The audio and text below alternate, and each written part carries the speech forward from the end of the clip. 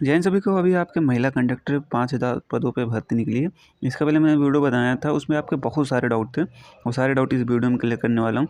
पहला डाउट था कि क्या मेरिट कितने नंबर चाहिए आपके 12th के हिसाब से, क्योंकि भर्ती जो होगी आपके 12th की मेरिट के आधार पर भर्ती होगी। जिसके हिसाब से ज़्यादा नंबर होंगे उसको ज़्यादा मौका मिलेगा, ठीक है।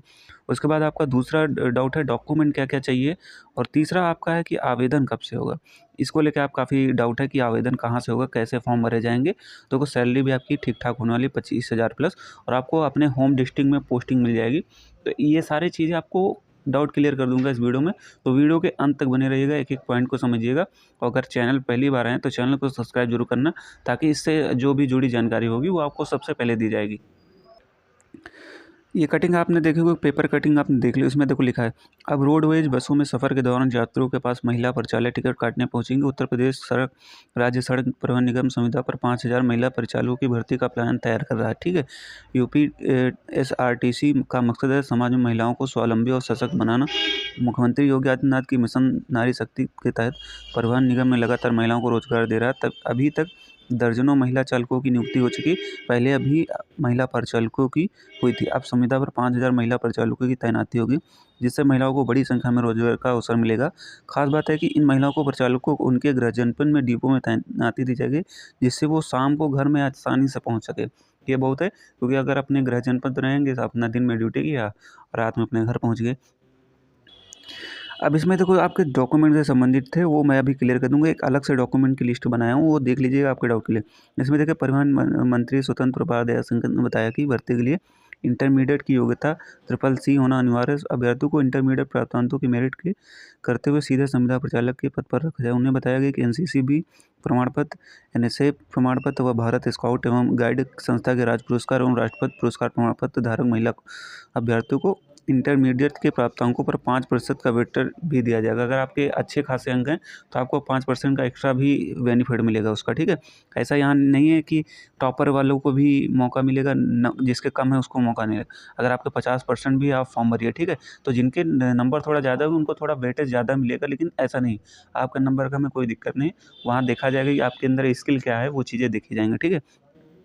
तो इनकी जो सैलरी है आपके पारिश्रमिक दरों के अनुसार होगी। जैसे आपने एक दिन में 200-300 किलोमीटर की दूरी तय की, ठीक है। अब इसमें क्या होता है कि इनका सैलरी का सिस्टम क्या होता है, 1 से 2 रुपये के हिसाब से पर किलोमीटर के हिसाब से इनका बनता है। तो जैसे आपकी सैलरी बनेगी, जितना आप चलेंगे उतना आपकी सैलरी बनेगी, ठीक है। अब डॉक्यूमेंट को एक लिस्ट में आपको मैं समझा दे रहा हूँ। देखो डॉक्यूमेंट में पहला डॉक्यूमेंट आपके पास होना चाहिए। देखो ये इन चारों में आपको ये पास एक होना चाहिए। उत्तर प्रदेश राष्ट्रीय ग्रामीण आजीविका मिशन, गलत लिख गया, आजीविका मिशन का, या तो फिर आपके पास उत्तर प्रदेश कौशल विकास मिशन दोनों में, या फिर एनसीसी बी सर्टिफिकेट तीसरा, या चौथा स्काउट गाइड से आपको राज्य पुरस्कार मिला हो, या पाँचवा आपके पास राष्ट्रपति प्रमाण पत्र, राष्ट्रपति द्वारा पुरस्कार प्रमाण पत्र हो, ठीक है। इन पाँचों में आपके पास एक चीज़ होना चाहिए, ठीक है। एक चीज़ मतलब कि कोई भी एक चीज़, चाहे आपके पास ग्रामीण आजीविका मिशन वाला हो, उत्तर प्रदेश कौशल विकास वाला हो, या एनसीसी का सर्टिफिकेट भी प्रमाण पत्र हो, स्काउट गाइड से राज्य पुरस्कार हो, राष्ट्रपति का पुरस्कार प्रमाण पत्र, इन चीज़ होना चाहिए, ठीक है। उसके बाद दूसरी चीज़ आपके पास ट्रिपल सी प्रमाण पत्र होना चाहिए। ट्रिपल सी तो आपका अनिवार्य है पास होना। उसके बाद तीसरा तो सबके पास इंटरमीडिएट की डिग्री है ही है। तो इंटरमीडिएट में कोई अंक की बाध्यता नहीं रखी कि आपके 70 होने चाहिए, 50 होने चाहिए। जिस हिसाब से आपको वहाँ कैंडिडेट मिलेंगे उस हिसाब से होगा। तो ज़्यादा नंबर वालों को थोड़ा 5% का बेनिफिट उसका उस चीज़ का मिलेगा। तो इसके लिए आपका, मुझे लग रहा है आपके सारे डॉक्यूमेंट संबंधित क्लियर हो गए।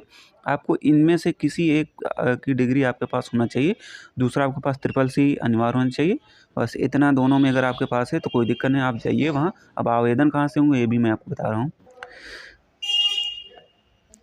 जैसे परिवहन मंत्री ने बताया कि महिला अभ्यर्थियों को उनके गृह जनपद के आने वाले डिपो में नियुक्त किया जाएगा। उनको बताया कि परिचालक भर्ती के लिए 6 फरवरी, 17 फरवरी और 20 फरवरी और 4 मार्च को रोजगार मेले का आयोजन किया जाएगा। अब 6 फरवरी को नोएडा, आगरा, मुरादाबाद, लखनऊ, ठीक है, गोरखपुर, ये मतलब कि ज़िलों में होगा। ये सब आपके मंडल हैं। जैसे नोएडा में जो आसपास के ज़िले आते हैं, आगरा में जो आते हैं, जैसे मुरादाबाद के आसपास के ज़िले जो मंडल के अंदर आते हैं।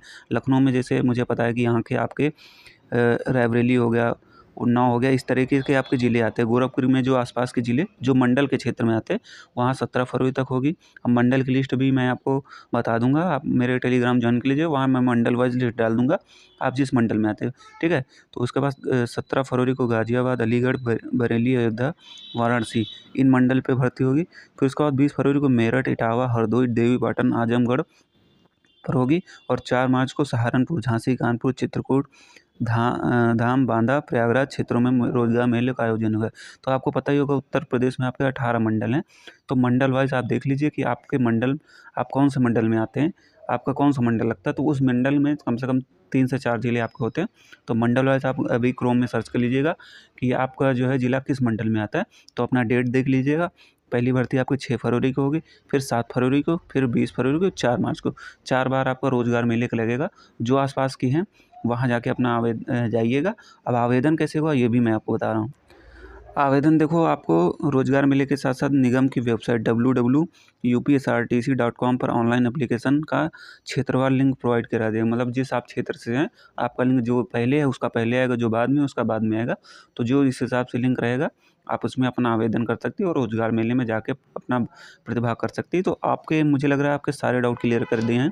अगर कुछ भी डाउट रहे तो एक बार कमेंट करना, मैं आपके सवाल को जवाब दूंगा। फिलहाल मुझे लग रहा है मैंने आपके सारे डाउट क्लियर कर दिए।